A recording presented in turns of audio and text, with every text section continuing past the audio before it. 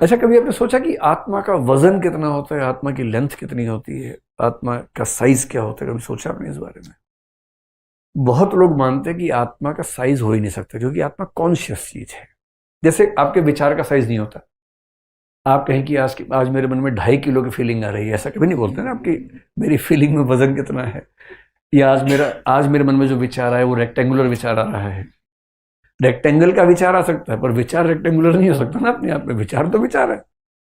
तो जो थॉट्स हैं, फीलिंग्स हैं, कॉन्शियस चीजें हैं, उनका आकार, उनका वजन, ये सब नहीं होता है।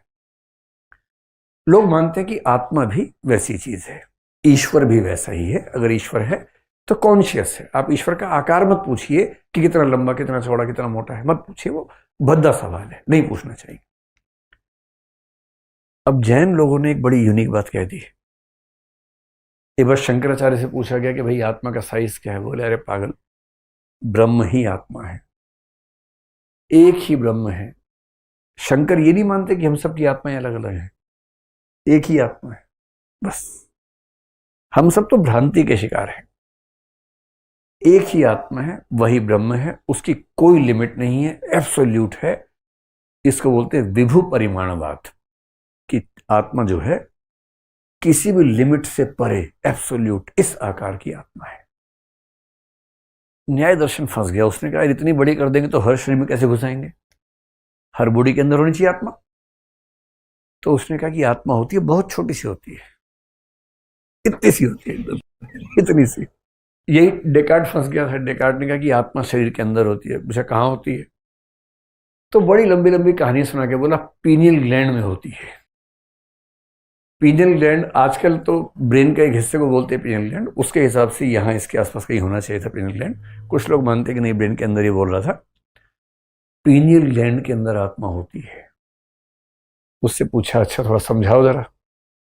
शरीर और आत्मा के बीच का लिंक एस्टेब्लिश करने के लिए पीनियल ग्लैंड होता है। लोगों ने अच्छा ये बताओ, शरीर एकदम भौतिक है, आत्मा एकदम अभौतिक है, इनके बीच में कैसे कम्युनिकेशन हो रहा है? जैसे मैं यूं कहूं कि एक इलेक्ट्रिक स्टैंड है, यहां एक विचार खड़ा हुआ है। एक विचार और इस लकड़ी की मेज में कैसे बातचीत होगी?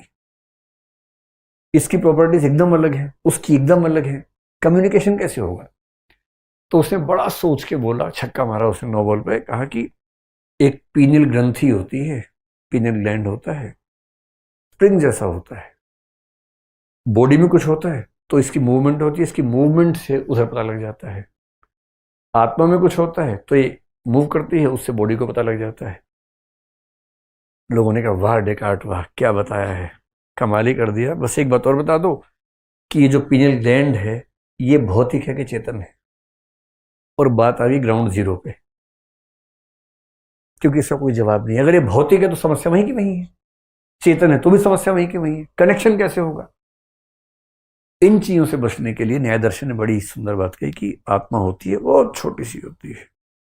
तो लोगों ने कहा फिर ये बताओ कि हाथ में चोट होती है तो फीलिंग कैसे आती है? बोले जैसे दीपक छोटा सा होता है पर प्रकाश हर जगह फैल जाता है, ठीक वैसे ही आत्मा छोटी सी होती है, किंतु उससे चेतना पूरे शरीर में व्याप्त हो जाती है। लोगों ने कहा वाह क्या एग्जाम्पल दिया है, मजा आ गया। इसको बोलते हैं अणुपरिमाणवाद, कि आत्मा एटॉमिक साइज की है, एटम जैसे साइज की है, छोटी सी है, पूरी बॉडी में उसका इफेक्ट रहता है, लेकिन साइज बहुत छोटा है। हालांकि न्याय दर्शन से अगर आप पूछेंगे कि आत्मा का साइज निकाला कैसे, और या ये सवाल पूछेंगे कि अगर साइज है तो भौतिक होगा, क्योंकि साइज तो भौतिक चीज का होता है, तो बहुत मुश्किल सवाल है। हालांकि न्याय दर्शन की जो आत्मा है वो कुछ कुछ भौतिक है, तो वो शायद बच जाएंगे, बाकी लोग नहीं बच पाएंगे। अब जैन दर्शन से लोगों ने कहा बताओ भैया बताओ, आत्मा का साइज कितना है? तो मुझे नहीं पता ऐसा क्यों कहा, लेकिन उन्होंने एक नया सिद्धांत दिया जो दुनिया में किसी के पास नहीं। ये दुनिया में सबसे यूनिक विचार दिया। शंकराचार्य ने इस विचार का बड़ा मजाक बनाया। क्या विचार दिया? उन्होंने कहा कि आत्मा का जो आकार है वो शरीर के आकार के बराबर होता है। जैसे शरीर में आत्मा होती है, उस शरीर के आकार की ही आत्मा हो जाती है। लोगों ने अपना माथा ठनका, बोले ठीक से समझाओ, भी नहीं समझ आ रहा हम तो। बोले सिंपल है, शरीर जितने आकार का है उसी आकार की आत्मा है। आत्मा को समझिए जैसे पानी है, जिस पात्र में जाता है उसी आकार का हो जाता है, उसी तरह से आत्मा भी जिस शरीर में जाती है उस आकार की हो जाती है। फिर समझाने के लिए बोले, पिपीली का पुद्गलम प्राप्य पिपीली का भवती, हस्ती पुद्गलम प्राप्य हस्ती भवती।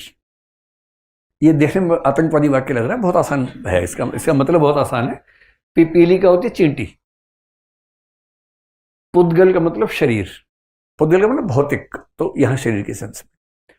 चींटी का शरीर प्राप्त होता है, पिपीली का भवती, तो आत्मा चींटी जैसी हो जाती है।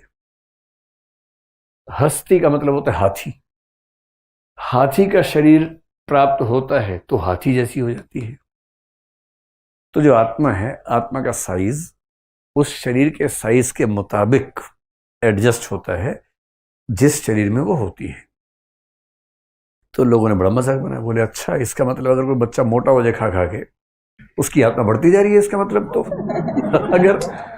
अगर शरीर से आत्मा ऐसे बढ़ेगी, और इसका मतलब जब बच्चा बड़ा तो उसकी आत्मा भी बढ़ रही है साथ साथ। तो जैन दर्शन के लोगों ने कहा भैया थोड़ा ठीक से समझो, ये मजाक नहीं है। लेकिन जो विस्तार है आत्मा का वो भौतिक वस्तु के विस्तार जैसा नहीं है। कैसे? जैसे ये फोन जहां है, जिस भी जगह पर है, क्या ठीक उसी जगह पर ये पेन हो सकता है? नहीं हो सकता। ये हटेगा तो पेन यहां आ सकता है। जब तक ये फोन यहां पर है, ये पेन नहीं जा सकता इसके अंदर, क्योंकि दो अलग भौतिक वस्तुएं हैं। और भौतिक वस्तुओं का विस्तार एक्सक्लूसिव होता है, एक दूसरे में जुड़ नहीं सकता है।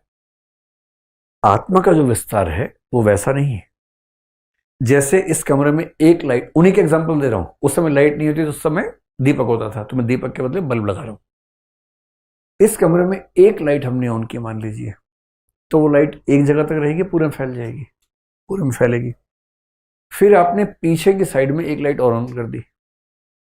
अब इन दोनों लाइट्स का प्रकाश एक्सक्लूसिव है या मर्ज हो गया आपस में? मर्ज हो गया। ठीक वैसे ही आत्मा का जो विस्तार है वो आपस में मर्ज होने वाला है।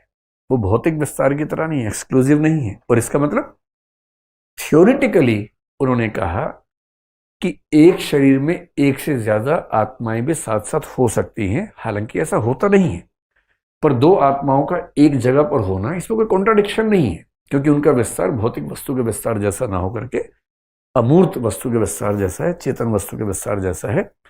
इस सिद्धांत को कि शरीर के अनुसार उसका आकार बनता है, इसको भारत में बोलते हैं मध्यम परिमाणवाद, जो कि शंकराचार्य के विभु परिमाणवाद और न्याय दर्शन के अणु परिमाणवाद के बीच की स्थिति है। न्याय क्या बोल रहा है? छोटी सी आत्मा होती है। शंकर क्या बोल रहे हैं? पूरे ब्रह्मांड को एक आत्मा, मतलब वो स्पेस में नहीं कहना चाह रही कि उसको हम समझें, लेकिन अगर समझें तो एब्सोल्यूट है, कोई लिमिट नहीं है उस आकार की। ये क्या बोल रहे हैं? शरीर के आकार के अनुसार आत्मा होती है, और इसीलिए हाथ में भी चोट लगे तो फील होता है, पैर में लगे तो फील होता है। इसका मतलब आत्मा पूरे शरीर के साथ संपर्क में रहती है, और इसी विचार को उन्होंने मध्यम परिमाणवाद कहकर। अच्छा, ये बात सुन के अजीब सा लग रहा होगा, आपने बचपन में सुना होगा, नैनम चंदंति शस्त्राणि नैनम दहति पावकः न चैनम क्लेदयन्त्यापो न शोषयति मारुतः। शुद्ध बकवास है, कुछ नहीं है। इसका मतलब ये होता है कि जो आत्मा है, आत्मा समझती है क्या है आत्मा? कभी देखी है आत्मा आपने? नहीं देखी है ना, मतलब सुनी सुनाई बात है ना। चलिए, इसका मतलब जो आत्मा है, नैनम छिंदन्ति शस्त्राणि, उसे शस्त्र काट नहीं सकते। नैनम दहति पावकः, उसको अग्नि जला नहीं सकती। न चैनम क्लेदयन्त्यापो, न पानी उसको भिगो सकता है। न शोषयति मारुतः, न हवा उसे सुखा सकती है।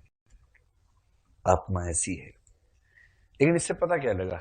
आत्मा ऐसी नहीं है, ऐसी नहीं है ये पता लगा। कैसी है ये कहां पता लगा? जैसे आप किसी से पूछे कि भाई उस व्यक्ति के बारे में बताओ, वो व्यक्ति 7 फुट का नहीं है, वो व्यक्ति 4 फुट का भी नहीं है, वो मोटा भी नहीं है, वो बहुत पतला भी नहीं है, वो नॉनवेज भी नहीं खाता है, वो घास भी नहीं खाता है। तो है क्या, बताओ तो सही। तो ऐसे बताने से क्या होगा? कुछ हाथ लगा आपके? लेकिन बाबा लोग बड़े खुश होते हैं, क्या बता दिया ना, चैनम क्लेदयन्त्यापो, आपको पता नहीं क्या बता दिया। यहाँ पे जो धार्मिक प्रकृति के लोग हैं ना, मैं देखता हूँ उनके चेहरे पे ऐसा भाव कभी कभी आता है कि ये तबाह करके मानेगा हमें। और मैं सच में चाहता हूँ, सच में मैं सच में ये चाहता हूं कि अंधविश्वास ना रहे, है ना, अंधविश्वास भी ना रहे, लेकिन अंधविश्वास तो नहीं बचे। तो कहने वाले कहते हैं, बाबा लोग कहते हैं कि हमारा शरीर भौतिक है, चेतना भिन्न वस्तु है। भौतिक शरीर से चेतना का संबंध कैसे बनाए? तो इसकी सबसे गोलू व्याख्या दुनिया भर में यह है कि चेतना क्योंकि शरीर का गुण नहीं हो सकता, तो चेतना नाम के गुण के लिए, चेतना का मतलब विचार, भावना, अनुभूति, ये सब, चेतना नाम के गुण के लिए कोई और वस्तु हमारे भीतर होनी चाहिए। उस वस्तु का नाम आत्मा है। तो लंबाई की व्याख्या किससे करेंगे? शरीर से। मोटाई शरीर से, वजन शरीर से, लेकिन वैचारिकता आत्मा से। तो आत्मा वह अधिष्ठान या अधिकरण है, वह आधार है जिसके भीतर चेतना वाले गुण समाहित हैं। ये सबसे गोलू व्याख्या दर्शन की दुनिया में की जाती है। सिंपल सी बात है, आत्मा नहीं है तो चेतना नहीं है। जैसे व्यक्ति मरता है, शरीर तो रह गया, लंबाई भी है, चौड़ाई भी है, वजन भी है, सब कुछ है, लेकिन विचार नहीं है, अनुभूति नहीं है। तो विचार, अनुभूति, मेमोरी, ये सब खत्म हो गई, दस खत्म हो गई, क्योंकि आत्मा चली गई है। और कई बड़े वाले मूर्ख क्या करते हैं, जब कोई व्यक्ति मरने वाला होता है, पूरा कमरा बंद कर देते ठीक से, दरवाजा बंद, नीचे कपड़ा ठूंस दिया पूरा का पूरा, शीशे बंद, खिड़की बंद, कि आत्मा देखते कहां से जाएगी। और उसके बाद एक बाबा क्या करता है, पूरी योजना के साथ एक पत्थर फोड़ देता है, शीशा फूट गया, देखो देखो देखो आत्मा यहां से निकल गई। अगर ऐसा मूर्ख आपके आसपास कोई हो, उसकी बातें मत आइएगा, क्योंकि जो चेतन है वस्तु, उसको निकलने के लिए रास्ता नहीं चाहिए होता। ठीक वैसे ही कि कमरा पूरा बंद था तो किसी की याद कैसे आ गई? दरवाजा खोल के आती है, विचार दरवाजा खोल के आता है, खिड़की से विचार आता है। ऐसे ऐसे छटे हुए मूर्ख हैं कि आत्मा जो चेतन है उसको निकालने के लिए खिड़की फोड़ देते हैं। ऐसे मूर्खों की बात में नहीं आना है, बिल्कुल नहीं आना है। ठीक है क्या चीज? आत्माराम। आत्माराम एक हड्डी होती है जो मरने के बाद, हाँ आत्मा नाम दे दिए, बस लगा आप आत्माराम की बात कर रहे हैं। एक कंसेप्ट है आत्माराम। जब कोई मर जाता है, उसे जब जला देते हैं ना, जब उसकी हड्डियां ढूंढते हैं, तो एक हड्डी जो इस हिस्से में होती है, जो बहुत सारे रिब्स को जोड़ती है, वो दिखने में ह्यूमन बॉडी जैसी होती है, उस हड्डी को बोलते हैं आत्माराम। और ऐसा बाबाओं की धारणा है कि आत्मा का निवास उसके भीतर होता है। ये मूर्खता मुझे हाल में पता लगी, जब मेरी माता जी की मृत्यु हुई और मैं हड्डियां चुनने गया उनकी, तो वो बोले देखो आत्माराम मिल गया है, इसी में आत्मा का वास था। मेरा मुंह मन हुआ उसका मुंह झोंसे को दो लगाऊं कस के, कमबख्त को। अजीब अजीब निरर्थक बातें। और मैंने देखा बाकी कई लोग वहां पर थे, वो जिस भाव से भक्ति करते हैं उस हड्डी की, अरे क्या धरा इन बातों में, निरर्थक बातें हैं। बहरहाल, तो मैं आपको केवल एक एग्जाम्पल देके थोड़ा समझाना चाह रहा हूं कि ये क्या कहना चाह रहे हैं। आप लोग ये बात मानते हैं कि हमारे अंदर विचार है, हम कैलकुलेशंस करते हैं, सोच पाते हैं, लिख पाते हैं, विचार इतने अच्छे अच्छे कर लेते हैं। जिस दिन कैलकुलेटर बना और जिस दिन कंप्यूटर बना, उस दिन चेतना वालों की हवा निकल गई। कंप्यूटर हमसे बेहतर सोचता है। आप रीजनिंग का कोई सवाल देंगे, हमसे फास्ट करेगा और हमसे ठीक करेगा। चेस खेल के देखिए कंप्यूटर के साथ, मजा लेके जीत जाए। उसकी भाषा की पकड़ हमसे बेहतर है, उसकी मेमोरी हमसे बेहतर है। जितना वो याद कर सकता है अपनी हार्ड डिस्क में, उतना हम याद नहीं कर सकते अपनी हार्ड डिस्क में। हमारी मेमोरी कभी कभी ठीक से रिट्रीव नहीं हो पाती है। देखा कुछ था, याद कुछ हो रहा है, अरे यार देखा हुआ लग रहा है, कौन है कौन है कौन है। कंप्यूटर ऐसा कभी नहीं बोलता कि देखा हुआ लग रहा है, तुरंत बताता है कि ये वो है। रिट्रीवल ऑफ मेमोरी उसका हमसे बेहतर है।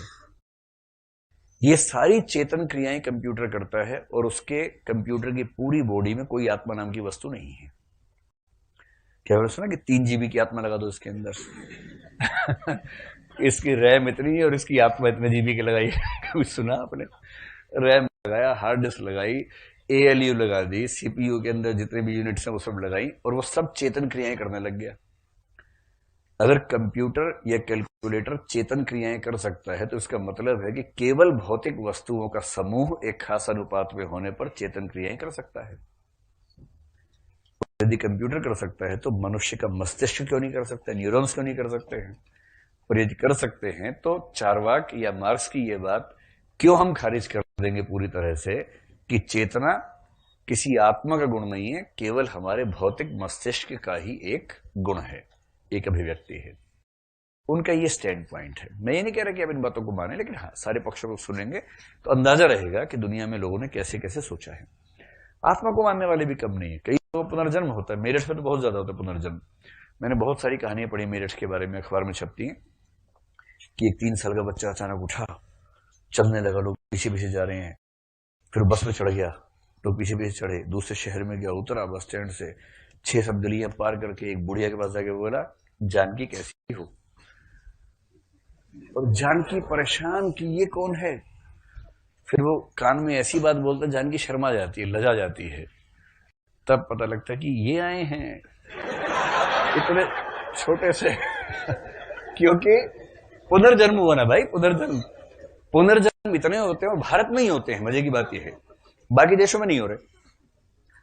भगवान जी की सेटिंग ऐसी है कि पुनर्जन्म भारत में ही ज्यादा हो रहे हैं, बाकी देशों में हो नहीं रहे। मतलब बाकी में हुए, लेकिन वो इतने कम है कि उसको आप मतलब सब्सटैंटिव फिगर नहीं मान सकते, बहुत सीमित सी संख्या है। तो इसलिए मार्क्सवादी लोग कहते हैं कि भौतिक पदार्थ से चेतना पैदा होती है, शरीर से ही विचार पैदा होते हैं, और भौतिक परिस्थितियों से ही हमारे विचार तय होते हैं। और भौतिक परिस्थिति यानी गरीबी, अमीरी, वो सब चीजें जो है उनसे। अब जो 3 नास्तिक दर्शन है उनमें से एक बहुत प्रसिद्ध दर्शन है चार्वाक। वहां से हम बात शुरू करेंगे। और जब चार्वाक का नाम सुनते हैं, जैसे मैंने आपसे चार्वाक का, आप सब उत्साहित हो गए। उत्साहित क्यों हो गए? क्योंकि हम सब अंदर कहीं ना कहीं चार्वाक ही हैं। हम ऊपर से बौद्ध हो जाते हैं, ऊपर से हम वेदांती हो जाते हैं, ऊपर से कभी जैन हो जाते हैं, लेकिन अंदर से हम में से अधिकांश लोग जीवन के ठीक ठाक हिस्से में चार्वाक ही होते हैं। अपने चार्वाकपन को छिपाते रहते हैं, दबाते रहते हैं। वो भी जरूरी है, समाज में रहने की मर्यादाएं हैं, नियम हैं, उन सब का भी ध्यान रखना बहुत जरूरी है। लेकिन चार्वाक को सुन के मजा आता है। और जब मैं कहता हूं चार्वाक, तो चार्वाक को लेकर जो छवि बनी हुई है, हमें यह भी समझना है कि वो छवि उतनी ठीक है नहीं। जो चार्वाक की छवि बनी हुई है, वो छवि बनी हुई है इन 2 सूत्रों से। और ये 2 सूत्र जो हैं बहुत प्रसिद्ध सूत्र हैं, चार्वाकों के नाम से चलते हैं। पहला है यावत जीवेत सुखम जीवेत, जब तक जियो सुख से जियो, ऋणम कृत्वा घृतम पिबेत, ऋण लेकर, उधार लेकर भी पीना पड़े तो पियो, लेकिन घी पियो। हालांकि वो पीते कुछ और थे, लेकिन घी बोल रहे हैं यहां पर, घी पियो। भस्मीभूतस्य देहस्य, एक बार देह के भस्मीभूत जल जाने के बाद। मनुष्य की सबसे बड़ी समस्या यही है कि वह हर चीज को अपने नियंत्रण में रखना चाहता है। वह चाहता है कि परिस्थितियां उसकी मर्जी से चले, लोग उसकी इच्छा के अनुसार व्यवहार करें और भविष्य वैसा ही बने जैसा उसने सोच रखा है। लेकिन जीवन कभी किसी की इच्छा से नहीं चलता। जीवन अपनी धारा में बहता है, और जो इस धारा के खिलाफ जाने की कोशिश करता है उसे केवल पीड़ा मिलती है। यही कारण है कि यह वाक्य इतना गहरा है, छोड़ दो, सब अपने आप ठीक हो जाएगा। क्योंकि जैसे ही तुम छोड़ते हो, वैसे ही तुम्हारा संघर्ष समाप्त हो जाता है और जीवन अपने आप सही दिशा में बहने लगता है। पकड़ने का स्वभाव ही असुरक्षा से आता है। हमें लगता है कि अगर हमने छोड़ दिया तो सब बिगड़ जाएगा, लेकिन असल में उल्टा होता है। जितना हम पकड़ते हैं उतना ही चीजें टूटती हैं, और जितना हम छोड़ते हैं उतना ही सब कुछ सहज और संतुलित हो जाता है। ये ऐसे है जैसे किसी फूल को कसकर पकड़ लो तो उसकी पंखुड़ियां टूट जाएंगी, लेकिन अगर उसे हल्के से छोड़ दो तो वो अपनी पूरी खूबसूरती से खिला रहेगा। जीवन भी ऐसा ही है, जब हम छोड़ते हैं तो जीवन खिलता है। ये समझना जरूरी है कि छोड़ना मतलब हार मानना नहीं। छोड़ना मतलब है जीवन को उसके स्वभाव के अनुसार चलने देना। ये विश्वास करना कि अस्तित्व तुम्हें वही देगा जो तुम्हारे लिए सही है। हार मानना निष्क्रियता है, लेकिन छोड़ना सक्रिय विश्वास है। ये भरोसा करना है कि अगर मैंने पकड़ छोड़ी तो जीवन मुझे संभाल लेगा। यही भरोसा हमें गहरी शांति देता है। जब हम छोड़ना नहीं जानते तो हम चिंता में जीते हैं। हम हर समय ये सोचते रहते हैं कि कल क्या होगा, लोग हमारे बारे में क्या सोचेंगे, हमारी योजना सफल होगी या नहीं, और ये चिंता हमारी ऊर्जा को खत्म कर देती है। लेकिन जैसे ही हम कहते हैं अब मैं छोड़ देता हूं, वैसे ही हमारा मन हल्का हो जाता है। छोड़ना हमें चिंता से मुक्त करता है, और जब चिंता समाप्त होती है तब भीतर शांति और मौन का जन्म होता है। यही मौन हमें सबसे बड़ी शक्ति देता है। छोड़ना हमें प्रेम में भी गहराई देता है। जब हम किसी को पकड़ कर रखना चाहते हैं तो प्रेम धीरे धीरे बोझ बन जाता है, लेकिन जब हम छोड़ देते हैं और सामने वाले को स्वतंत्रता देते हैं, तभी प्रेम अपनी असली गहराई में खिलता है, क्योंकि प्रेम का स्वभाव ही स्वतंत्रता है। अगर उसमें स्वामित्व और पकड़ है तो वह प्रेम नहीं है, वह कैद है, और कैद कभी स्थायी नहीं होती। इसलिए जो सचमुच प्रेम करना जानता है वही छोड़ना जानता है, और वही अनुभव करता है कि जब तुम छोड़ते हो तब प्रेम अपने आप लौट आता है और पहले से भी गहरा हो जाता है। जब तुम जीवन को कसकर पकड़ते हो तो हर चीज तुम्हारे लिए संघर्ष बन जाती है। तुम सोचते हो कि अगर मैंने नियंत्रण छोड़ा तो सब बिगड़ जाएगा, लेकिन देखो तुम्हारे नियंत्रण में अब तक क्या बिगड़ा और क्या सुधरा। कितनी बार तुमने सोचा कि चीजें तुम्हारे हिसाब से होंगी, लेकिन जीवन ने तुम्हें बिल्कुल अलग रास्ते पर धकेल दिया, और बाद में जब तुमने पीछे मुड़कर देखा तो पाया कि वही रास्ता तुम्हारे लिए सबसे बेहतर था। यानी जो जीवन करता है वही तुम्हारे लिए सही होता है। लेकिन उस समय जब तुम पकड़ रहे होते हो तुम्हें लगता है कि सब गलत हो रहा है। यही कारण है कि छोड़ना ही सच्ची समझ है। ये स्वीकार करना कि जीवन को मुझसे ज्यादा जीवन खुद समझता है। छोड़ना हमें भीतर की उस गहराई से जोड़ता है जहां कोई डर नहीं है। डर हमेशा पकड़ से जुड़ा होता है। अगर मैंने छोड़ा तो मैं अकेला रह जाऊंगा, अगर मैंने छोड़ा तो सब खो दूंगा। लेकिन सच्चाई यह है कि अकेलापन पकड़ से आता है, स्वतंत्रता छोड़ने से। जब तुम छोड़ते हो तो तुम भीतर के उस आकाश से जुड़ते हो जो हमेशा पूर्ण है।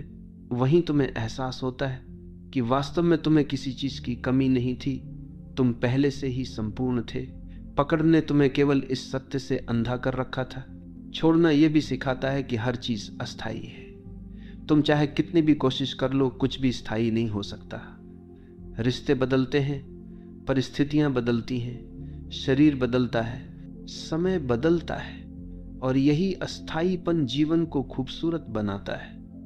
अगर सब स्थायी होता तो जीवन बोरियत बन जाता, लेकिन हम इस अस्थायीपन को स्वीकार नहीं करते, हम इसे पकड़ना चाहते हैं, और यहीं से हमारी पीड़ा शुरू होती है। जब तुम छोड़ देते हो तो तुम जीवन के इस नृत्य को स्वीकार कर लेते हो। तब हर क्षण तुम्हें नया लगता है, हर अनुभव तुम्हें अनमोल लगता है। यह भी समझना जरूरी है कि छोड़ना निष्क्रियता नहीं है। लोग सोचते हैं कि छोड़ देना मतलब कुछ भी न करना, लेकिन छोड़ना मतलब है परिणाम की पकड़ छोड़ देना। काम तो तुम करते हो, लेकिन उसके नतीजे को जीवन पर छोड़ देते हो। यही गीता का संदेश है। कर्म करो, फल की चिंता मत करो।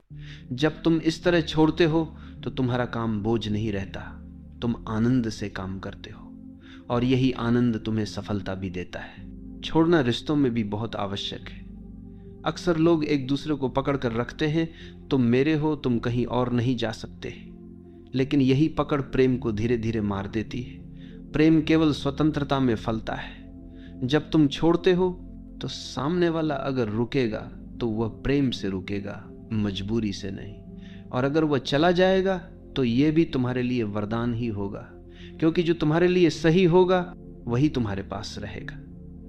इसलिए छोड़ना प्रेम की परीक्षा है, और जिसने प्रेम में छोड़ना सीख लिया उसने प्रेम का सार समझ लिया। जब तुम छोड़ते हो तो तुम जीवन को हाँ कहते हो। पकड़ना हमेशा ना है। तुम कहते हो ये ऐसा ही होना चाहिए, नहीं तो मैं स्वीकार नहीं करूंगा। यही ना तुम्हें दुख देता है।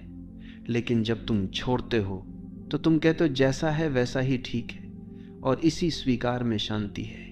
यही स्वीकार ध्यान का द्वार खोलता है। यही स्वीकार तुम्हें भीतर से मुक्त करता है। यही कारण है कि छोड़ने वाला व्यक्ति हमेशा प्रसन्न होता है। छोड़ना हमें बीमारी से भी मुक्त करता है। सोचो, चिंता और तनाव से कितनी बीमारियां पैदा होती हैं। दिल की बीमारी, ब्लड प्रेशर, अनिद्रा, बेचैनी, ये सब पकड़ का परिणाम है। क्योंकि हम हर चीज को पकड़ कर रखते हैं, इसलिए हमारा शरीर भी कस जाता है। लेकिन जब हम छोड़ते हैं तो हमारे शरीर की जकड़न भी खुलने लगती है। हमारा मन शांत होता है, शरीर सहज होता है, और स्वास्थ्य अपने आप लौट आता है। यानी सचमुच जब तुम छोड़ देते हो सब अपने आप ठीक हो जाता है। छोड़ना हमें यह भी सिखाता है कि जीवन का नियंत्रण हमारे हाथ में नहीं है। हम सोचते हैं कि हम सब कुछ नियंत्रित कर सकते हैं, लेकिन क्या यह सच है? क्या हम अपनी सांस को रोक सकते हैं? क्या हम अपने दिल की धड़कन को आदेश दे सकते हैं? क्या हम सूर्य को कह सकते हैं कि आज मत उगना? जीवन का सबसे छोटा नियम भी हमारे नियंत्रण में नहीं है। तो फिर हम क्यों यह भ्रम पालते हैं कि हम जीवन को पकड़ सकते हैं? ये भ्रम ही हमारी पीड़ा है। और जब हम इसे छोड़ते हैं तो हमें पहली बार यह अनुभव होता है कि नियंत्रण की जरूरत ही नहीं है। जीवन पहले से ही सही चल रहा है। छोड़ना आत्मसमर्पण है। आत्मसमर्पण मतलब यह मानना कि मैं अकेला कुछ नहीं कर सकता, मुझे अस्तित्व पर भरोसा करना होगा। यह भरोसा ही तुम्हें हल्का करता है। जब तुम समर्पण करते हो तो जीवन तुम्हें अपने कंधों पर उठा लेता है, और तभी तुम महसूस करते हो कि जो काम तुम अकेले नहीं कर सकते थे वही काम जीवन तुम्हारे लिए कर देता है। यही समर्पण सबसे बड़ी शक्ति है, यही समर्पण सबसे बड़ा विश्वास है। और अंततः छोड़ना तुम्हें परम स्वतंत्रता देता है। पकड़ हमेशा तुम्हें कैद करती है। पकड़ का मतलब है डर, लालसा, असुरक्षा। लेकिन जब तुम छोड़ते हो तो तुम इन सब से ऊपर उठ जाते हो। तुम अब स्वतंत्र हो जाते हो, और यही स्वतंत्रता असली आनंद है। यही स्वतंत्रता मुक्ति है। यही स्वतंत्रता आत्मा की पूर्णता है। इसलिए यह वाक्य केवल शब्द नहीं है, यह जीवन का सबसे गहरा सत्य है।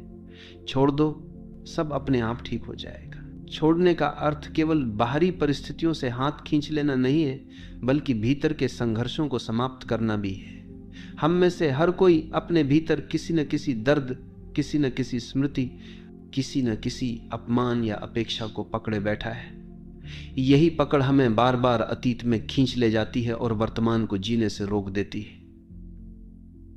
जब हम कहते हैं छोड़ दो, सब अपने आप ठीक हो जाएगा, तो इसका पहला अर्थ यही है कि उन पुराने बोझों को गिरा दो जिन्हें ढोते ढोते तुम थक चुके हो। जब अतीत का बोझ गिरता है तभी वर्तमान हल्का हो जाता है और भविष्य अपने आप उज्जवल बनने लगता है। हम ये भी भूल जाते हैं कि जीवन का हर अनुभव हमें कुछ न कुछ सिखाने आता है, लेकिन हम उस सीख को पकड़कर दुख बना लेते हैं। जैसे किसी ने तुम्हें धोखा दिया, ये तुम्हें सिखाने आया था कि विश्वास आंख बंद करके नहीं, सजग होकर करो। लेकिन तुमने धोखे को पकड़ लिया और अब हर रिश्ते में वही डर लेकर चलते हो। यही पकड़ तुम्हें नए प्रेम, नई संभावनाओं, नई स्वतंत्रता से रोकती है। जब तुम कहते हो छोड़ दो, तो तुम अनुभव को स्वीकार करते हो, लेकिन उसकी पीड़ा को पकड़े नहीं रहते, और तब वह अनुभव तुम्हारे लिए ज्ञान बन जाता है, बोझ नहीं। छोड़ने का संबंध विश्वास से गहरा है। जो जीवन पर भरोसा करता है वही छोड़ सकता है, और जो भरोसा नहीं करता वही कसकर पकड़ता है। हमें लगता है कि अगर हमने छोड़ दिया तो सब बिखर जाएगा, लेकिन जिस पल हम भरोसा करते हैं और छोड़ देते हैं, उसी पल हमें पता चलता है कि जीवन हमारी सोच से कहीं अधिक बुद्धिमान है। जीवन हमें वही देता है जिसकी हमें सच में आवश्यकता है, भले ही वह हमारी इच्छाओं के खिलाफ क्यों ना हो। यही कारण है कि छोड़ना एक आध्यात्मिक छलांग है। यह छलांग हमें सीधे अस्तित्व की गोद में पहुंचा देती है। यह भी देखो कि छोड़ना केवल दुख से मुक्ति नहीं है, बल्कि सुख से भी मुक्ति है, क्योंकि सुख को पकड़ना भी उतना ही कष्ट देता है जितना दुख को पकड़ना। अगर तुम्हारे जीवन में कोई सुखद अनुभव आता है और तुम चाहते हो कि यह हमेशा बना रहे, तो यह चाहत ही तुम्हें पीड़ा देगी, क्योंकि जीवन का नियम है हर चीज बदलनी है। सुख भी बदलेगा, दुख भी। और जो ये समझ लेता है वह सुख को भी पकड़ता नहीं और दुख से भी डरता नहीं। वह दोनों को अनुभव करता है और छोड़ देता है। यही संतुलन, यही शांति का मार्ग है। छोड़ना एक अभ्यास नहीं है, बल्कि एक समझ है। यह तब घटता है जब तुम पूरी तरह देख लेते हो कि पकड़ने से केवल दुख मिला है। जब यह बोध गहराई से उतरता है तो पकड़ अपने आप गिर जाती है। तुम्हें प्रयास करने की जरूरत नहीं रहती। जैसे गर्म लोहे को हाथ से छोड़ने के लिए तुम्हें किसी प्रयास की जरूरत नहीं होती, तुम अपने आप उसे गिरा देते हो। वैसे ही जब तुम देख लेते हो कि पकड़ ही तुम्हारे दुख का कारण है, तो तुम सहज ही छोड़ देते हो। छोड़ना हमें रिश्तों में सच्चा प्रेम सिखाता है। अधिकांश लोग प्रेम को पकड़ समझते हैं। वे कहते हैं अगर तुम मुझसे प्रेम करते हो तो केवल मेरे रहो, लेकिन यह पकड़ है, प्रेम नहीं। असली प्रेम कहता है तुम स्वतंत्र हो, चाहे मेरे साथ रहो या ना रहो, मैं तुम्हें प्रेम करता रहूंगा। यह प्रेम तभी संभव है जब तुमने पकड़ छोड़ दी हो, और यही प्रेम सबसे गहरा, सबसे सच्चा होता है। इसमें न डर है, न असुरक्षा, न अपेक्षा, केवल स्वतंत्रता और समर्पण है। छोड़ने से हमारी सृजनशीलता भी खिलती। जब तुम लगातार भविष्य की चिंता करते रहते हो और सब कुछ नियंत्रित करने की कोशिश करते हो, तो तुम्हारा मन बंधा रहता है, और बंधा हुआ मन कुछ नया नहीं कर सकता। लेकिन जब तुम छोड़ते हो तो तुम्हारा मन खुल जाता है, उसमें नई ऊर्जा आती है, नए विचार आते हैं, नया उत्साह आता है। यही कारण है कि महान रचनाकार, कवि, संगीतकार और संत सभी ने कहा है कि उनकी सबसे बड़ी रचनाएं तब हुई जब उन्होंने पकड़ छोड़ दी और अस्तित्व के प्रवाह को अपने ऊपर से बहने दिया। छोड़ना हमें मृत्यु से भी मुक्त करता है। मृत्यु को हम सबसे बड़ा डर मानते हैं, क्योंकि हमें लगता है कि यह सब छीन लेगी। लेकिन जिसने छोड़ना सीख लिया, उसके लिए मृत्यु भी भयावह नहीं है। उसने पहले ही सब छोड़ दिया है, रिश्तों की पकड़, इच्छाओं की पकड़, अहंकार की पकड़। उसके पास अब कुछ भी बचा नहीं है जिसे मृत्यु छीन सके। और यही कारण है कि संत मृत्यु के समय भी मुस्कुराते। उनके लिए मृत्यु केवल अंतिम मुक्ति है। ये भी समझो कि छोड़ना मतलब जीवन से भागना नहीं है। कई लोग सोचते हैं कि छोड़ देना मतलब जिम्मेदारी छोड़ देना, रिश्ते छोड़ देना, साधारण कर्तव्य छोड़ देना। लेकिन ऐसा नहीं है। छोड़ना मतलब है परिणाम की आसक्ति छोड़ देना। तुम अपने कर्तव्य को पूरी सजगता और ईमानदारी से करते हो, लेकिन उसके नतीजे को पकड़कर नहीं बैठते। यही वास्तविक त्याग है, यही सच्चा ध्यान है, यही कर्मयोग है। और अंततः छोड़ना हमें वही देता है जिसकी हम हमेशा तलाश में रहते हैं, शांति, स्वतंत्रता और आनंद। जब तुम पकड़ते हो तो तुम्हें लगता है कि तुम पा रहे हो, लेकिन वास्तव में तुम खो रहे होते हो। और जब तुम छोड़ते हो तो तुम्हें लगता है कि तुम खो रहे हो, लेकिन वास्तव में तुम पा रहे होते हो। यही जीवन का सबसे गहरा रहस्य है, और यही इस वाक्य का सार है। छोड़ दो, सब अपने आप ठीक हो जाएगा। छोड़ना हमें यह सिखाता है कि जीवन को नियंत्रित करने की हमारी कोशिशें कितनी व्यर्थ हैं। हम सोचते हैं कि अगर हम पर्याप्त योजनाएं बना लें, पर्याप्त सुरक्षा जमा कर लें, पर्याप्त रिश्ते पकड़ कर रखें, तो सब कुछ हमारे नियंत्रण में रहेगा। लेकिन क्या कभी किसी का जीवन पूरी तरह उसके नियंत्रण में रहा है? सबसे शक्तिशाली राजा भी मौत को रोक नहीं पाया, सबसे अमीर व्यक्ति भी दुखों से मुक्त नहीं हुआ, और सबसे बुद्धिमान दार्शनिक भी भविष्य को नहीं बदल पाया। इसका अर्थ यही है कि नियंत्रण का विचार ही भ्रम है। और जब हम ये भ्रम छोड़ देते हैं, तभी हमें समझ आता है कि जीवन पहले से ही अपने संतुलन में है। हमें कुछ करने की आवश्यकता नहीं है। पकड़ हमेशा भय से जन्म लेती है। हम रिश्ते पकड़ते हैं क्योंकि हमें अकेले होने का डर है। हम धन पकड़ते हैं क्योंकि हमें भविष्य में असुरक्षा का डर है। हम प्रतिष्ठा पकड़ते हैं क्योंकि हमें सम्मान खोने का डर है। लेकिन जो व्यक्ति छोड़ देता है, वह इन सभी डरों से मुक्त हो जाता है। उसने समझ लिया है कि असली सुरक्षा केवल भीतर है। अगर भीतर शांति है तो बाहरी असुरक्षा भी तुम्हें हिला नहीं सकती। यही छोड़ना है, बाहर की पकड़ छोड़कर भीतर की शक्ति को पहचान लेना। छोड़ना हमें वर्तमान से जोड़ता है। पकड़ हमेशा अतीत या भविष्य से जुड़ी होती है। तुम अतीत की किसी याद को पकड़कर बैठे हो या भविष्य की किसी संभावना को, और इसी कारण तुम वर्तमान में नहीं जी पाते।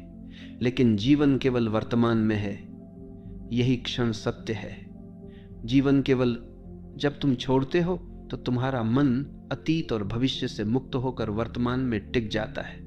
यही वर्तमान ध्यान है, यही वर्तमान जीवन का उत्सव है। जब हम छोड़ते हैं तो हमें यह अनुभव होता है कि जीवन का हर अनुभव अस्थायी है। सुख आएगा और जाएगा, दुख आएगा और जाएगा, सफलता आएगी और जाएगी, असफलता भी। लेकिन हम इन्हें पकड़कर बैठ जाते हैं और चाहते हैं कि ये स्थायी हो जाए। यही चाहत हमें दुख देती है। लेकिन जब हम छोड़ देते हैं तो हम हर अनुभव को एक यात्री की तरह देखते हैं। वो आता है, हमें कुछ सिखाता है और चला जाता है। यही दृष्टि हमें हल्का बनाती है। यही दृष्टि हमें शांत बनाती है। छोड़ना प्रेम की सबसे बड़ी परीक्षा है। अगर तुम्हारा प्रेम पकड़ पर आधारित है तो वह धीरे धीरे दम तोड़ देगा, लेकिन अगर तुम्हारा प्रेम छोड़ने पर आधारित है तो वो और गहरा होगा, क्योंकि प्रेम का स्वभाव स्वतंत्रता है। अगर तुम किसी को सचमुच प्रेम करते हो तो तुम उसे उड़ने की स्वतंत्रता दोगे, और अगर वो फिर भी तुम्हारे पास लौटता है तो यह प्रेम की सच्चाई है। अगर नहीं लौटता तो यह भी ठीक है, क्योंकि प्रेम कभी स्वामित्व नहीं मांगता। प्रेम छोड़ना है, और छोड़ने में ही प्रेम की गहराई है। यह भी समझो कि छोड़ना आलस्य या भागना नहीं है। कई लोग सोचते हैं कि अगर सब छोड़ देंगे तो क्या जीवन रुक नहीं जाएगा। नहीं, छोड़ना मतलब है अपना काम पूरी ईमानदारी से करो, लेकिन परिणाम को पकड़कर मत बैठो। यह वही है जो कृष्ण ने गीता में कहा, कर्म करो, फल की चिंता मत करो। जब तुम फल की पकड़ छोड़ते हो तो कर्म एक बोझ नहीं रहता, वह एक खेल बन जाता है, और यही खेल ही जीवन को हल्का करता है, आनंदमय बनाता है। छोड़ना हमें गहरी स्वतंत्रता देता है। पकड़ हमेशा कैद है। अगर तुम रिश्ते को पकड़ कर रखोगे तो वह कैद है। अगर तुम धन को पकड़ोगे तो वह भी तुम्हें कैद कर देगा। अगर तुम प्रतिष्ठा को पकड़ोगे तो तुम हर समय लोगों की नजरों में जियोगे। लेकिन जब तुम छोड़ते हो तो तुम स्वतंत्र हो जाते हो। अब तुम किसी पर निर्भर नहीं हो, अब तुम अपने भीतर जीते हो, और यही स्वतंत्रता ही असली आनंद है। छोड़ना आत्मा की परिपक्वता है। बच्चा खिलौनों को पकड़कर रखता है और रोता है अगर कोई छीन ले, लेकिन धीरे धीरे वो समझता है कि खिलौना सब कुछ नहीं है। वैसे ही जब हम जीवन में परिपक्व होते हैं तो हमें समझ आता है कि रिश्ते, धन, प्रतिष्ठा सब अस्थायी है, और इन्हें पकड़कर रोने का कोई अर्थ नहीं है। जब यह परिपक्वता आती है तब हम छोड़ना सीखते हैं, और यही आत्मा की सबसे बड़ी वृद्धि है। जब तुम छोड़ते हो तो तुम्हारे भीतर हल्कापन आता है। यह हल्कापन ध्यान का द्वार है। पकड़ हमेशा बोझ बनाती है, और बोझ लेकर कोई उड़ नहीं सकता, लेकिन जब तुम छोड़ते हो तो तुम हल्के हो जाते हो, और यह हल्कापन तुम्हें ऊंचाइयों तक ले जाता है। यही हल्कापन तुम्हें परमात्मा की ओर ले जाता है। यही हल्कापन मुक्ति का अनुभव कराता है। अंततः छोड़ना तुम्हें यह अनुभव कराता है कि जीवन पहले से ही संपूर्ण है। हम सोचते हैं कि हमें इसे पकड़कर संपूर्ण बनाना है, लेकिन जब हम छोड़ते हैं तो हमें पता चलता है कि जीवन तो पहले से ही पूर्ण था। केवल हमारी पकड़ ने हमें अधूरा महसूस कराया, और जैसे ही पकड़ गिरती है अधूरापन भी गिर जाता है। तब हम पहली बार अनुभव करते हैं कि वास्तव में सब कुछ पहले से ही ठीक है। यही इस वाक्य का गहरा सार है। छोड़ दो, सब अपने आप ठीक हो जाएगा। छोड़ने का सबसे बड़ा वरदान यह है कि यह हमें हमारे भीतर के मौन से जोड़ता है। जब तक हम पकड़ते रहते हैं तब तक हमारा मन लगातार भागता रहता है। हम सोचते हैं ये मेरे पास रहे, ये न छीने, ये बना रहे, और यही पकड़ एक निरंतर शोर पैदा करती है। लेकिन जैसे ही तुम छोड़ते हो, भीतर का शोर धीरे धीरे शांत होने लगता है। तब मौन प्रकट होता है, और यही मौन हमें उस परम सत्य से जोड़ता है जो शब्दों से परे है। यही कारण है कि ध्यान का सार यही है, पकड़ छोड़ो और मौन में उतर जाओ। जब तुम छोड़ते हो तो जीवन तुम्हें यह दिखाता है कि वास्तव में कुछ भी तुम्हारा नहीं था। जिस शरीर को तुम मैं कहते हो वह भी तुम्हारा नहीं है। यह प्रकृति ने दिया है और एक दिन वापस ले लेगी। जिस रिश्ते को तुम मेरा कहते हो वह भी तुम्हारा नहीं है। लोग आते हैं और अपने समय पर चले जाते हैं। जिस धन को तुम मेरा कहते हो वह भी एक भ्रम है।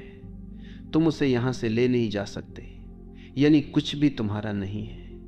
और जब यह सच्चाई समझ आती है तब छोड़ना सहज हो जाता है, और यही सहजता तुम्हें मुक्ति देती है।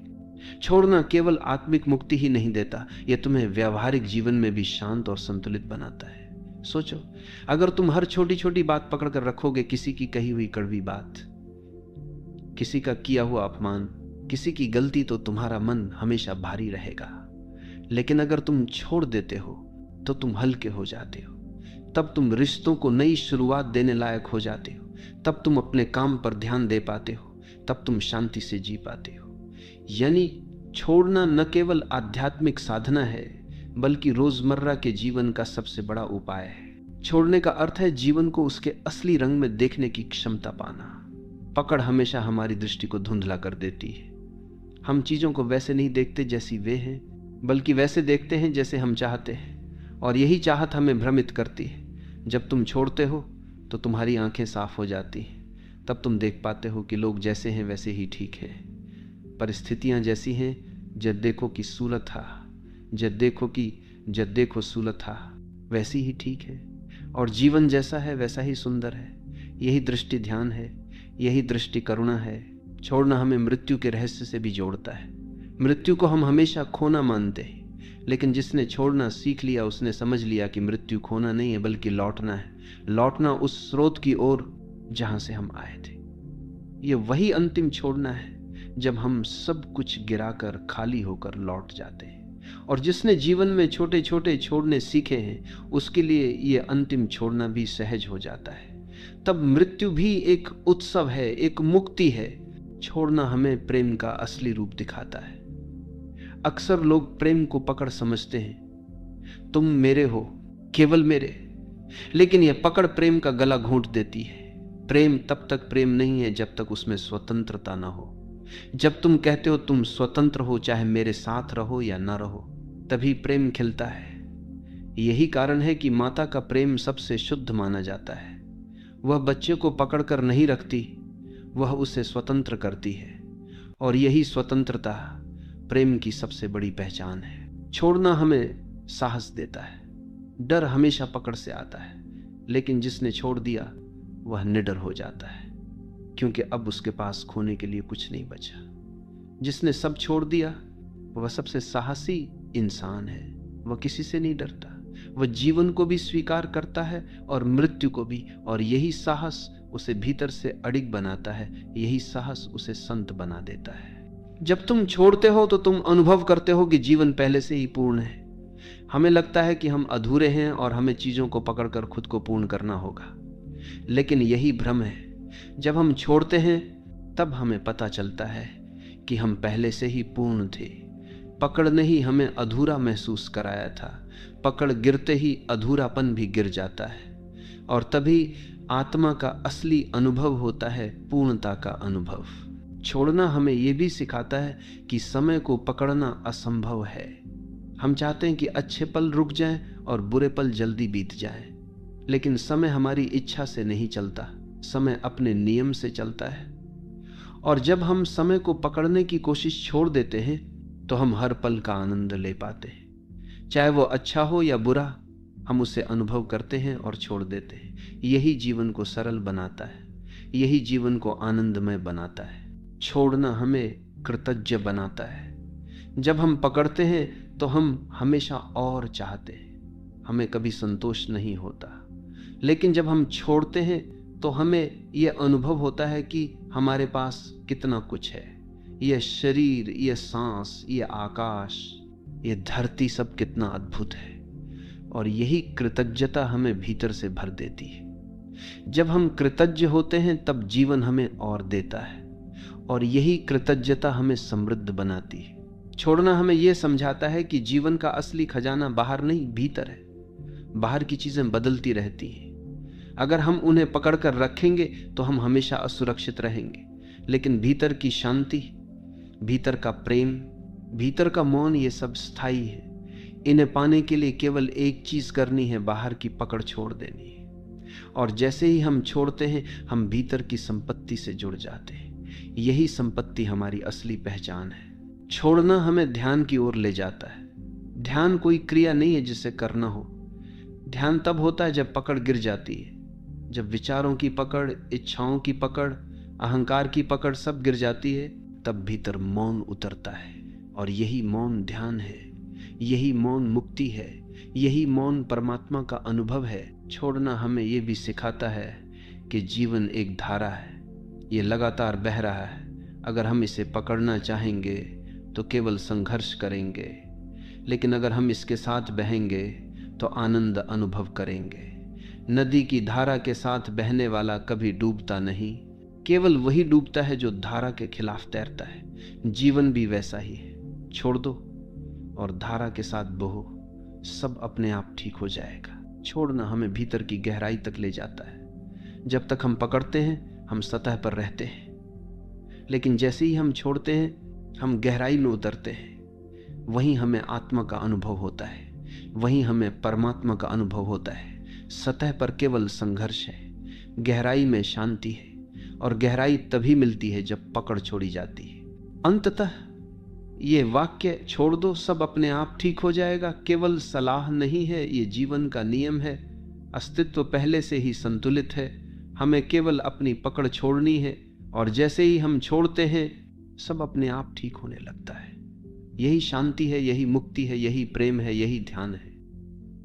मनुष्य का सबसे बड़ा युद्ध किसी दुश्मन के साथ नहीं है, यह युद्ध उसके अपने भीतर चलता है।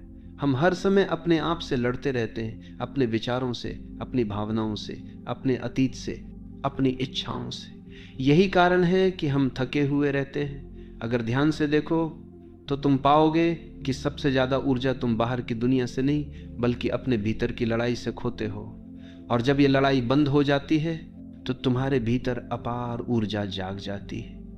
तुम हल्के हो जाते हो, तुम्हारे कदम स्वतः नृत्य करने लगते हैं। अपने आप से लड़ना शुरू होता है अस्वीकार से। हम अपने भीतर के कुछ हिस्सों को स्वीकार नहीं कर पाते। हमें लगता है कि हमारी कमजोरियां हमें दूसरों से छोटा बनाती हैं। हमें लगता है कि हमारी गलतियां हमें दोषी बनाती हैं। हम अपने भीतर की भावनाओं को दबाते हैं और उनसे लड़ते रहते हैं। लेकिन सच्चाई यह है कि कोई भी इंसान पूर्ण नहीं है। हर किसी में प्रकाश भी है और अंधकार भी। जब तुम अपने अंधकार से लड़ते हो तो वह और गहरा होता जाता है, लेकिन जब तुम उसे स्वीकार कर लेते हो तो धीरे धीरे वही अंधकार रोशनी में बदल जाता है। अपने आप से लड़ना तुम्हें टूटने की ओर ले जाता है, क्योंकि ये एक ऐसी लड़ाई है जिसे तुम कभी जीत नहीं सकते। तुम अपने ही खिलाफ खड़े हो, तुम अपने ही भीतर दुश्मन तलाश रहे हो, और जब इंसान अपने ही खिलाफ हो जाता है तो उसकी सारी शक्ति बिखर जाती है। यही कारण है कि लोग अक्सर अंदर से खाली महसूस करते हैं, क्योंकि उनकी सारी ऊर्जा भीतर की लड़ाई में खर्च हो जाती है। अगर वही ऊर्जा प्रेम, ध्यान और सृजन में लगाई जाए तो जीवन खिल उठेगा। ये समझो कि अपने आप से लड़ना मतलब जीवन से लड़ना है, क्योंकि तुम जीवन का ही एक अंश हो। जब तुम खुद से नाराज होते हो, खुद को दोष देते हो, तो तुम अस्तित्व को ही नकार रहे होते हो, और अस्तित्व के खिलाफ जाने वाला व्यक्ति कभी शांति नहीं पा सकता। शांति तभी आती है जब तुम खुद को उसी रूप में स्वीकार कर लेते हो जैसे तुम हो। जब तुम कहते हो हाँ मैं अधूरा हूं, लेकिन यही मेरी सुंदरता है। मैं गलतियां करता हूं, लेकिन यही मुझे सीखने का मौका देती है। यह स्वीकार ही आत्म प्रेम की शुरुआत है। अपने आप से लड़ना बंद करना कोई निष्क्रियता नहीं है, यह आत्म जागरूकता है। इसका अर्थ है खुद को वैसे ही देखना जैसे तुम हो, बिना किसी निर्णय के। इसका अर्थ है अपनी कमियों को भी उतना ही स्वीकार करना जितना अपनी खूबियों को। और जब यह स्वीकार गहराई से उतरता है तो तुम्हारे भीतर प्रेम जन्म लेता है।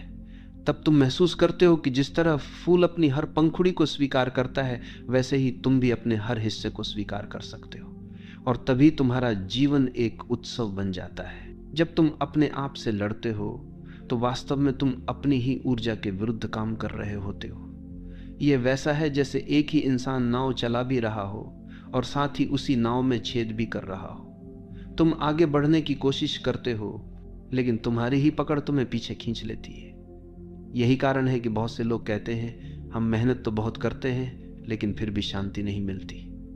मेहनत का परिणाम तभी आनंद देता है जब भीतर कोई संघर्ष न हो। अगर भीतर संघर्ष है तो बाहर का हर प्रयास अधूरा रहेगा।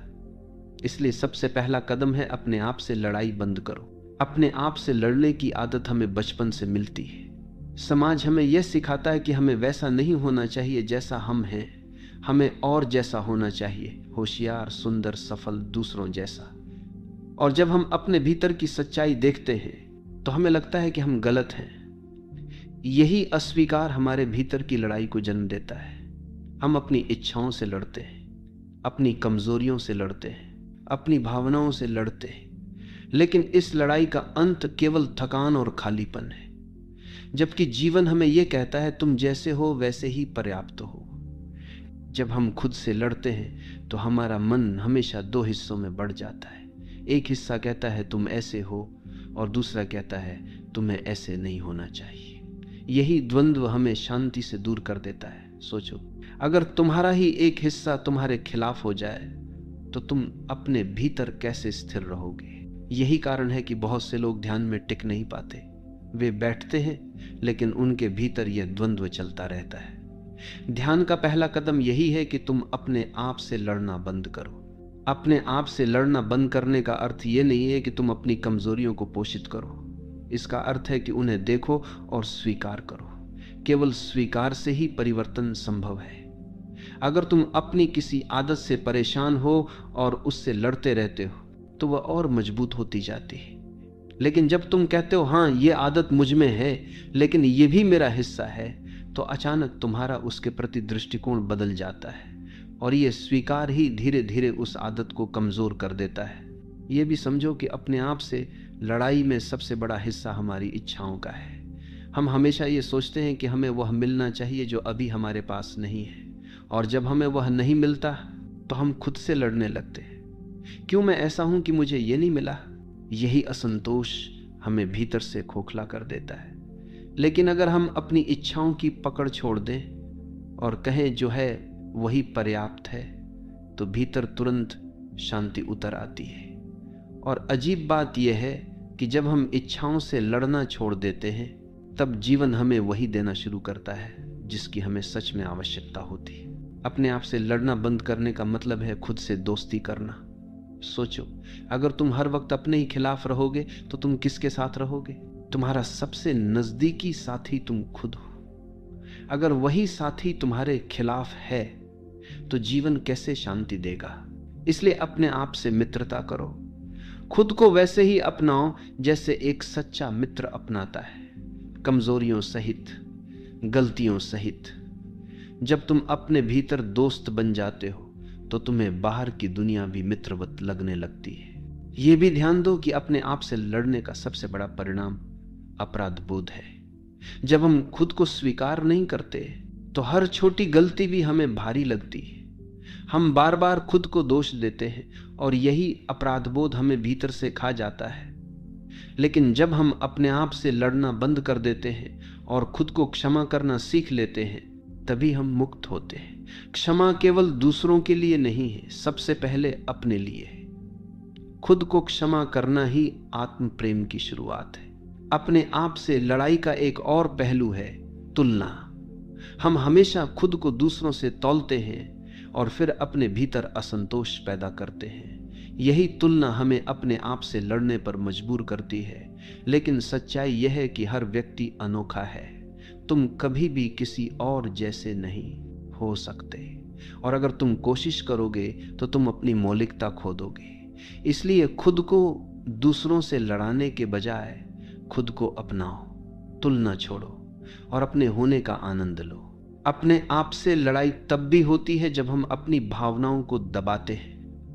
हम गुस्से को गलत मानते हैं, उदासी को गलत मानते हैं, डर को गलत मानते हैं, और फिर जब ये भावनाएं आती हैं तो हम उनसे लड़ते हैं। लेकिन भावनाएं शत्रु नहीं है, वे संदेश वाहक हैं। वे हमें यह बताने आती हैं कि हमारे भीतर क्या चल रहा है। जब तुम उनसे लड़ते हो तो तुम संदेश खो देते हो, लेकिन जब तुम उन्हें स्वीकार करते हो तो वे धीरे धीरे शांत हो जाती हैं। और अंततः अपने आप से लड़ना बंद करने का अर्थ है खुद को प्रेम करना। जब तुम खुद को प्रेम करते हो तो तुम्हें अपने भीतर कोई दुश्मन नहीं दिखता। तब तुम अपने हर हिस्से को अपनाते हो, चाहे वह कितना भी अधूरा क्यों ना हो। और जब यह प्रेम भीतर आता है तो तुम्हारा पूरा जीवन बदल जाता है। क्योंकि अगर तुम खुद से प्रेम कर सकते हो तो तुम पूरे अस्तित्व से प्रेम कर सकते हो, और यही प्रेम जीवन को एक उत्सव बना देता है। जब तुम अपने आप से लड़ते हो तो तुम्हारे भीतर निरंतर असंतोष बना रहता है। तुम चाहे बाहर से कितनी भी सफलता पालो, अंदर हमेशा ये आवाज गूंजती रहती है कि मैं पर्याप्त नहीं हूं। ये आवाज ही तुम्हें चैन से जीने नहीं देती।